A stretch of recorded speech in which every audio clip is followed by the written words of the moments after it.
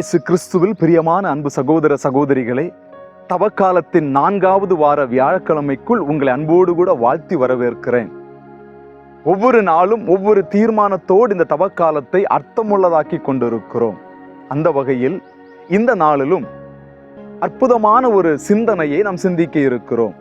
பிரியமானவர்களே, இந்த சிந்தனையை ஒரு சிறிய கதை மூலம் நமக்கு விளக்கி இன்றைய நாள் பயணத்துக்கு பேருதவியாக இருக்கிறார் ஒலவக்கோடு புனித பதுவை அந்தோனியார் ஆலய பங்கு தந்தை அருட்தந்தை விமல் அடிகளார் அவர்கள். வாருங்கள், அவருடைய சிந்தனையை கேட்டு இன்றைய பயணத்தை അർത്ഥമുള്ളതാക്കുவோம். ഈശോ മിശിഹായ്ക്ക് സ്തുതിയായിരിക്കട്ടെ. നമുക്കെല്ലാവർക്കും അറിയാവുന്ന ഒരു കാര്യമാണ്, തപസ് കാലം നമ്മുടെ മനസ്സിൻ്റെ മാറ്റത്തെയാണ് പ്രതീക്ഷിക്കുന്നത്. ദൈവത്തിനെ ഏറ്റവും പ്രീതിപ്പെടുത്തുന്ന കാര്യം നമ്മുടെ മനസ്സിൻ്റെ മാറ്റമാണ്. ജോയൽ പ്രവാചകൻ്റെ പുസ്തകം 2-ാം അധ്യായം 13-ാം വചനത്തിൽ പറയപ്പെടുന്നത് ഇങ്ങനെയാണ്: നിങ്ങളുടെ ഹൃദയങ്ങളെ കീറിമുറിക്കുവിൻ, നിങ്ങളുടെ വസ്ത്രങ്ങളെയല്ല. ഇന്നത്തെ സുവിശേഷ വായന നമ്മെ ഓർമ്മിപ്പിക്കുന്നത്, നമ്മുടെ ജീവിതത്തിൽ നാം നേരിടുന്ന വെല്ലുവിളികളെ അതിജീവിക്കുന്നതിൽ ഒരിക്കലും നാം തളർന്നു പോകരുത് എന്നതാണ്. ഇന്നത്തെ സുവിശേഷ ഭാഗത്തിൽ കർത്താവ് നേരിടേണ്ടി വരുന്ന ഒരു വെല്ലുവിളിയെ കുറിച്ചിട്ടാണ് സുവിശേഷം നമുക്ക് കാണിച്ചു തരുന്നത്. ബെയൽസെബൂളിനെ കൊണ്ടാണ് അവൻ പിശാചുക്കളെ ബഹിഷ്കരിക്കുന്നത് എന്ന് ഊമനായ ഒരു പിശാചിനെ ബഹിഷ്കരിച്ചപ്പോൾ അവന് എതിരായിട്ട് കുറ്റാരോപണം നടത്തപ്പെടുകയാണ്.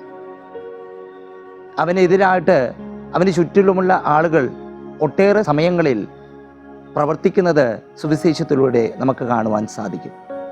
എന്നാൽ കർത്താവ് ഒരിക്കലും തളർന്നു പോയില്ല എന്നതാണ് സത്യം.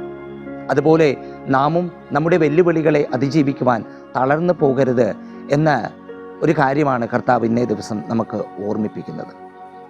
ചില ദിവസങ്ങൾക്ക് മുമ്പ് ഒരു ചെറിയ ഷോർട്ട് സ്റ്റോറി കാണുവാനിടയായി. ആ ഷോർട്ട് സ്റ്റോറി പോകുന്നത് ഇങ്ങനെയാണ്: ഒരു ഇരുണ്ട മുറിയിൽ ഒരു പയ്യൻ ഇരുന്നു കൊണ്ട് വീഡിയോ ഗെയിം കളിച്ചു കൊണ്ടിരിക്കുകയാണ്. വെടിയുണ്ടകൾ ചീറിപ്പായുന്ന ശബ്ദം കേൾക്കുകയാണ്. അവൻ വളരെ ഇൻട്രസ്റ്റിംഗ് ആയിട്ട് വീഡിയോ ഗെയിം കളിച്ചു കൊണ്ടിരിക്കുകയാണ്. ഉടനെ ആ വീടിൻ്റെ മുൻവാതിൽ തുറക്കപ്പെടുകയാണ്. അവൻ്റെ അമ്മയായിരുന്നു.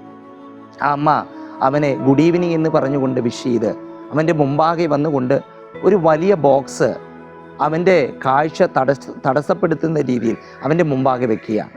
അവനാകട്ടെ ചെറിയ ദേഷ്യത്തോടുകൂടെ ആ ബോക്സിൽ നിന്ന് മാറിയിരുന്നു കൊണ്ട് വീണ്ടും തൻ്റെ വീഡിയോ ഗെയിം കളിച്ചുകൊണ്ടിരിക്കുകയാണ്. അവൻ്റെ അമ്മ ഒട്ടേറെ കാര്യങ്ങൾ അവനോട് സംസാരിക്കുന്നു. അവൻ്റെ ശ്രദ്ധ അവൻ്റെ അമ്മയിലേക്ക് തിരിയുന്നില്ല. അവസാനം ആ അമ്മ മുറിയിലേക്ക് കടക്കുന്നതിന് മുമ്പ് അവനോട് പറയുകയാണ്: നിൻ്റെ മുമ്പാകെ വയ്ക്കപ്പെട്ട ആ സമ്മാനത്തെ, ആ പ്രസൻറ്റിനെ ഒന്ന് നീ തുറന്നു നോക്കിക്കൂടെ? അപ്പോഴാണ് അവൻ്റെ കണ്ണുകൾ വിടരുന്നത്. എനിക്കൊരു സമ്മാനം.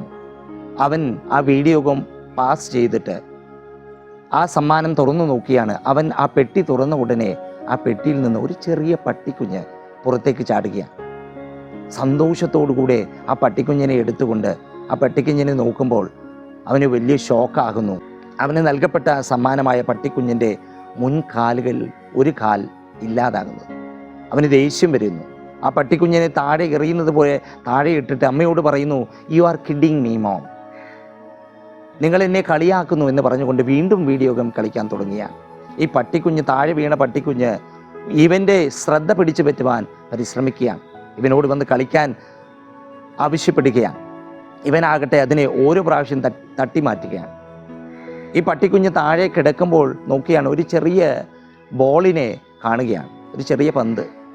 ആ പന്തിനെ ഓടിച്ചെന്ന് എടുത്ത് അവൻ്റെ അടുത്തേക്ക് ഇട്ടുകൊണ്ട് കളിക്കുവാൻ അവനെ ക്ഷണിക്കുകയാണ്. അവനാകട്ടെ ഇഷ്ടപ്പെടുന്നില്ല. അവന് ദേഷ്യം മനസ്സിൽ. അവൻ ആ വീഡിയോ ഗെയിം കളിക്കുന്നതിൽ നിന്ന് ശ്രദ്ധ തിരിയാതിരിക്കുവാൻ പരിശ്രമിക്കുകയാണ്. അവസാനം ആ പട്ടി അവൻ്റെ ശ്രദ്ധ പിടിച്ചു വാങ്ങുകയാണ്. അവന് ചെറുതായിട്ട് ഇഷ്ടപ്പെടാൻ തുടങ്ങി. അവസാനം നോക്കുമ്പോൾ ആ പട്ടിയെ എടുത്തുകൊണ്ട് അവൻ പുറത്തേക്ക് കളിക്കാൻ ഇറങ്ങുമ്പോൾ സന്തോഷത്തോടുകൂടെ അമ്മയോട് പറയുകയാണ്: ഞങ്ങൾ പുറത്ത് കളിക്കാൻ പോകുന്നു. അപ്പോഴാണ് ആ ഷോർട്ട് സ്റ്റോറിൻ്റെ വീഡിയോയിൽ അവർ കാണിക്കുന്നത് അവൻ വികലാംഗനായി, അവൻ്റെ ഒരു കാലില്ലാത്തത് കൊണ്ടാണ് വികലാംഗനായ ഈ പട്ടിയെ കണ്ടപ്പോൾ അവന് ദേഷ്യം വരുന്നത്. അവൻ തൻ്റെ ജീവിതത്തിൽ വലിയൊരു വെല്ലുവിളിയെ അതിജീവിച്ചു കൊണ്ടിരിക്കുകയാണ്. നിരാശപ്പെട്ട ഒരു ജീവിതമായിരുന്നു അവൻ്റേത്. അവന് ഒരു പ്രചോദനം നൽകപ്പെടുന്നതായിട്ട് ആ വീഡിയോ പറയുകയാണ്. വിശേഷിൽ ഇത്രയും സ്നേഹം നിറഞ്ഞവരെ, നമ്മുടെ ജീവിതത്തിൽ ഒട്ടേറെ പ്രശ്നങ്ങൾ വന്നേക്കാം, വെല്ലുവിളികൾ വന്നേക്കാം. അതിനെ അതിജീവിക്കേണ്ടവരാണ് ഓരോ ക്രിസ്ത്യാനിയും. ഇന്നത്തെ തപസ്സകാലത്തിൽ നാം മനസ്സിൽ വെക്കേണ്ട ഏറ്റവും പ്രധാനപ്പെട്ട ഒരു വചനമായിട്ട് സഭ നമുക്ക് നൽകുന്നത് മത്തായിയുടെ സുവിശേഷം 16-ാം അധ്യായം 24-ാം വചനമാണ്. ഈ വചനം പറയുന്നത് എങ്ങനെയാണ്? എന്നെ അനുഗമിക്കുവാൻ ആഗ്രഹിക്കുന്നവൻ തന്നെ പരിത്യജിച്ചുകൊണ്ട് തൻ്റെ കുരിശും ചുമന്നുകൊണ്ട് എന്നെ അനുഗമിക്കട്ടെ. നമ്മുടെ ജീവിതത്തിൽ കുരിശ് എന്ന് പറയുന്നത് തീർച്ചയാണ്. ഓരോ നല്ല ക്രിസ്ത്യാനിയെയും, ക്രിസ്തുവിൻ്റെ അനുയായികളും കുരിശും ചുമന്നുകൊണ്ടാണ് തന്നെ അനുഗമിക്കേണ്ടത് എന്ന് ക്രിസ്തു വ്യക്തമായിട്ട് പറയുകയാണ്. കുരിശില്ലാത്ത ഒരു ക്രിസ്തീയ ജീവിതം എന്ന് പറയുന്നത് പ്രതീക്ഷിക്കാൻ പറ്റാത്ത, സ്വപ്നം കാണാൻ പറ്റാത്ത ഒരു ജീവിതമാണ്. നമ്മുടെ ജീവിതത്തിൽ കർത്താവ് വ്യക്തമായിട്ട് നമുക്ക് പഠിപ്പിക്കുന്ന കാര്യം ഇത് തന്നെയാണ്. ഇന്നത്തെ സുവിശേഷ ഭാഗത്തിലും കർത്താവ് അതിജീവിക്കുന്ന ഒരു കാര്യവും തൻ്റെ ജീവിതത്തിലേക്ക് വരുന്ന വെല്ലുവിളികളാണ്. നമ്മുടെ ജീവിതത്തിൽ ഒട്ടേറെ അപ്രതീക്ഷിതമായി വരുന്ന കാര്യങ്ങളെ കൊണ്ട് നാം വീണു പോകുന്ന നിമിഷങ്ങളുണ്ടായേക്കാം, നിരുത്സാഹപ്പെടുത്തപ്പെടുന്ന നിമിഷങ്ങളുണ്ടായേക്കാം, തളർന്നു പോകുന്ന നിമിഷങ്ങളുണ്ടായേക്കാം. യെശയ്യാ പ്രവാചകന്റെ പുസ്തകം 40-ാം അധ്യായം 31-ാം വചനം പറയുന്നത് ഇങ്ങനെയാണ്: കർത്താവിൽ ആശ്രയിക്കുന്നവർ വീണ്ടും ശക്തി പ്രാപിക്കും. അവർ കഴുകനെ പോലെ ചിറകടിച്ചുയരും. അവർ ഓടിയാലും തളരുകയില്ല, നടന്നാലും ക്ഷീണിക്കുകയുമില്ല എന്നാണ് പറയപ്പെടുന്നത്. നമ്മുടെ ജീവിതത്തിൽ നമ്മുടെ വെല്ലുവിളികളെ നാം അതിജീവിക്കുവാൻ ക്രിസ്തു നമ്മോട് കൂടെയുണ്ട്. മാർക്കോസിൻ്റെ സുവിശേഷത്തിൽ അവസാന ഭാഗത്തിൽ കർത്താവ് ഈ ലോകം വിട്ടു പോകുമ്പോൾ പറയുന്ന വാക്കുകളുണ്ട്: ഇതാ ലോക അവസാനം വരെ ഞാൻ നിങ്ങളോട് കൂടെ ഉണ്ടായിരിക്കും. കർത്താവ് നമ്മളോട് കൂടെയുണ്ട്.